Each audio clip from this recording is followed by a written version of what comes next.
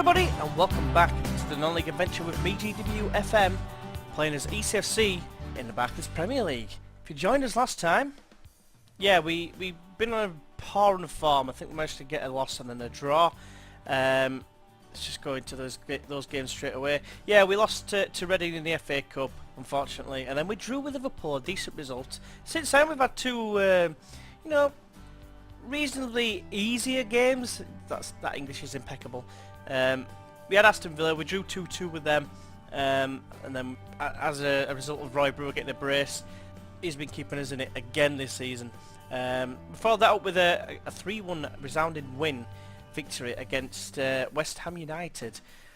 Went 2-0 in front, thought, oh, we're playing sailing. They got another goal to make it a little bit nervy, but fortunately Adua popped up with a decent finish, 1-1 with the keeper, to put us back in the driving seat for survival.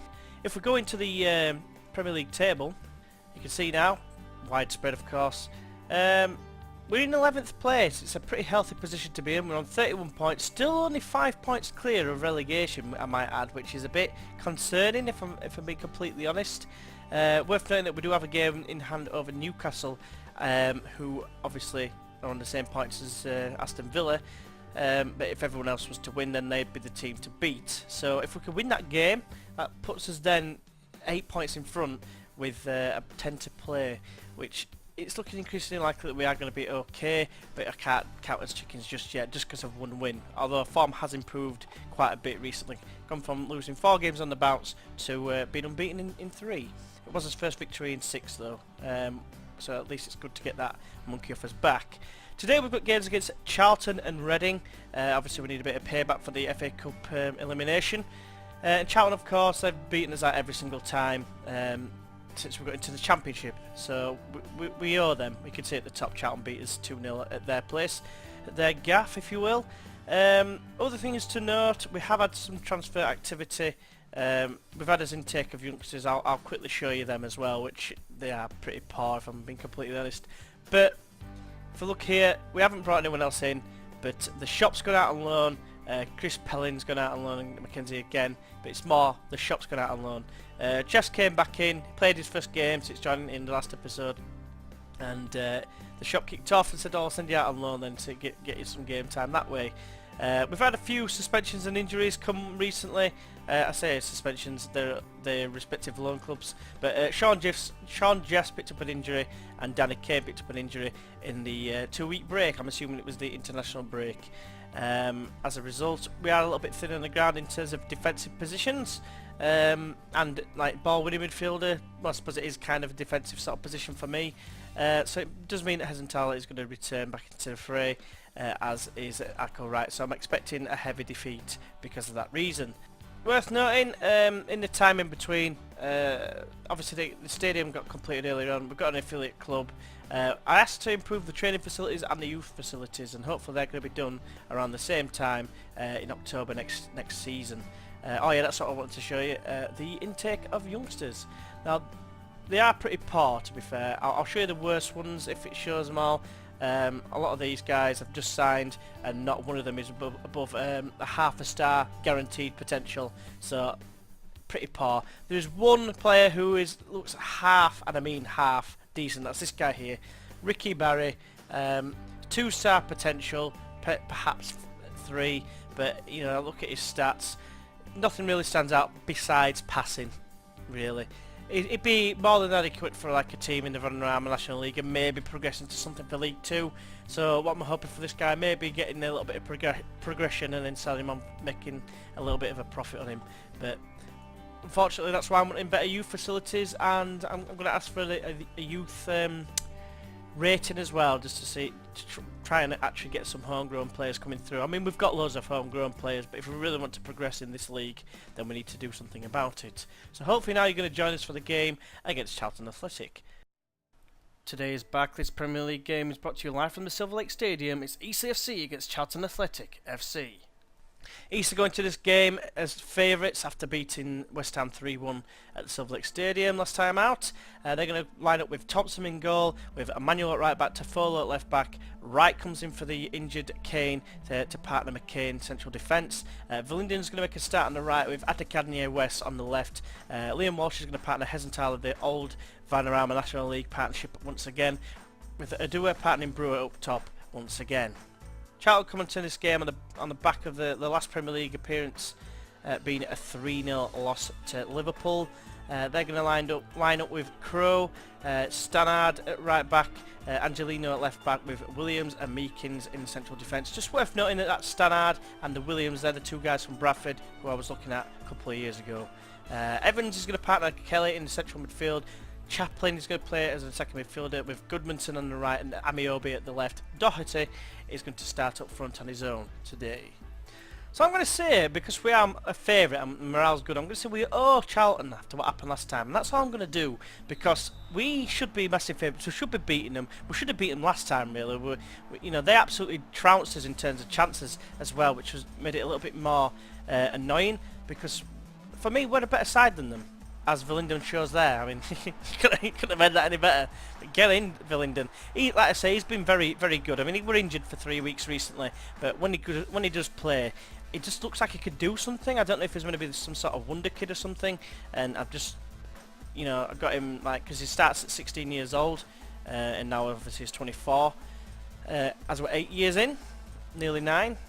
Right, after throwing Emmanuel, he's been very solid as well since he's come into the side as well. Both transfers I've been very happy with. They've definitely improved the team as Adekanye West picks up the ball at the edge area and Brewer smashes it home. Look at that power! I'm not going to do the I've got the power song again. Nice roll on Robbie Keane. I think I slated someone for doing that in the last video. But yeah, he can do that all day long if he's going to keep scoring all day long. I mean, like I say, he scored so many goals. I didn't even catch how many he scored, but I'm assuming it's close to 20 in a struggling. I mean, no, I know we're mid-table, but we are struggling. We're conceding goals left, right, and centre, and goal scoring doesn't seem to be a problem. And I know we went through a bit of a dry spell midway through the season, but we do seem to be scoring goals still, which is great to see. It's just we need to start the defence and the ball-winning midfielder positions. I think they've got to be the priority. Maybe another backup left back, because AD White is starting to decline as he approaches. Well, he's 32 and a half now. His birthday's in October, so he'll be 33 next. And he's obviously not the answer. He's decent enough probably for the Championship, but Premier League probably not. I think he's an adequate backup, but when he's coming, he's not really. He's not performed as badly as Ackle Wright has. Like, don't get me wrong, but it's still not going to be the answer.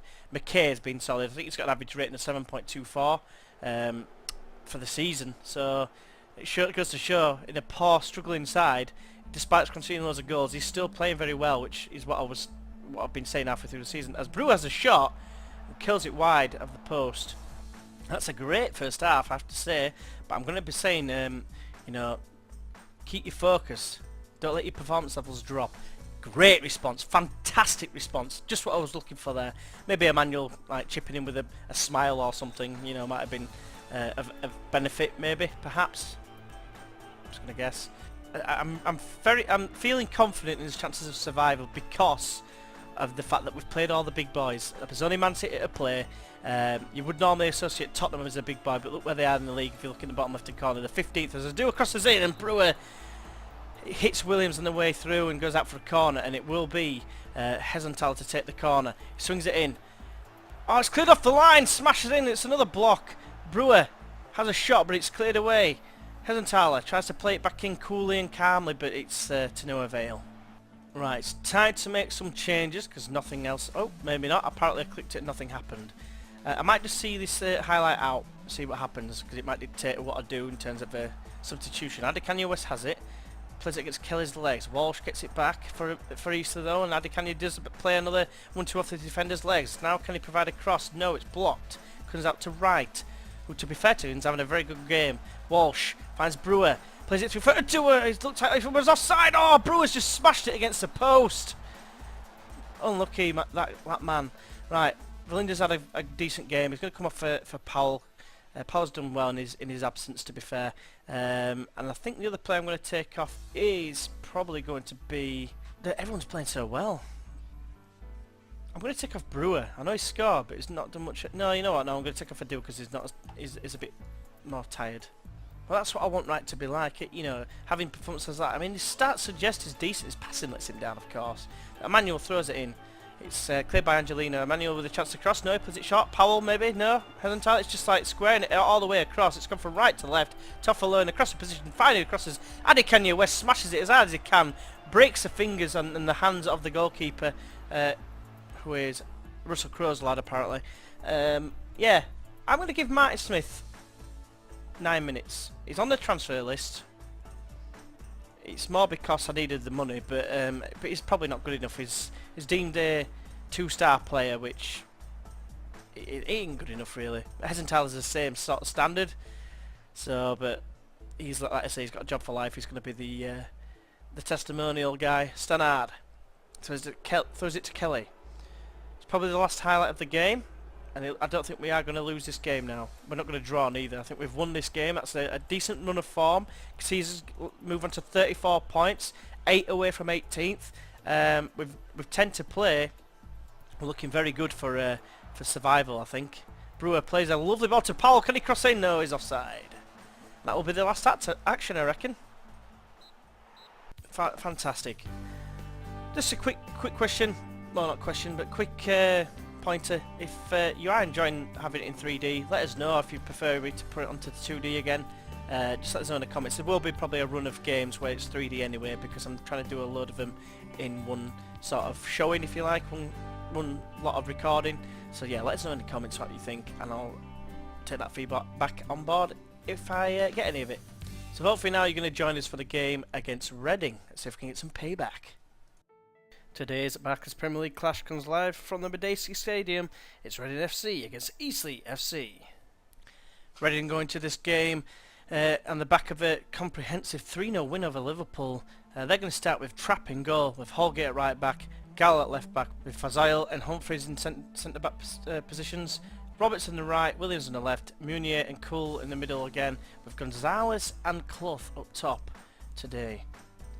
Both not in that. Wilson, and I think got a hat-trick against us last in the FA Cup, is on the bench today.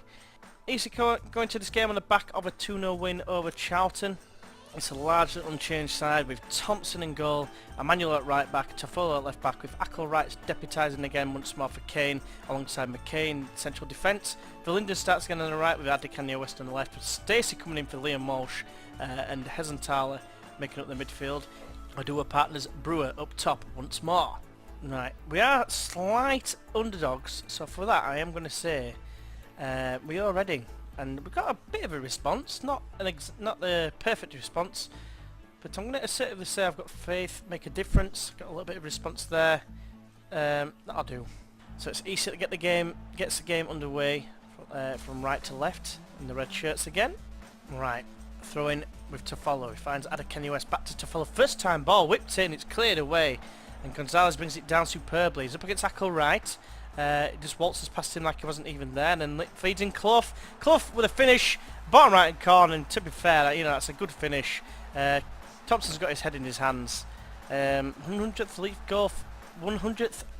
goal for Clough. Gonzalez got it here and just fed it through. Emmanuel nowhere near him, to be fair. Should have been coming inside, I think, there. Too little too late, as you can see there. And as you see, Thompson is very despondent. Right, goal kick to be taken by Thompson, plays it shot to McKay. McKay finds Stacey. Square it goes to Hesenthal. Chips it over for Verlinden. Inside to Adua. Adua now. Coming forward, he's got a few options. Plays it down line to Verlinden. He's made a good run, but he's been tackled by Fazile. Slides in but misses. It's cleared away to Clough, but McKay does well to intercept. And now Stacey has it now. Hesenthal. Adua.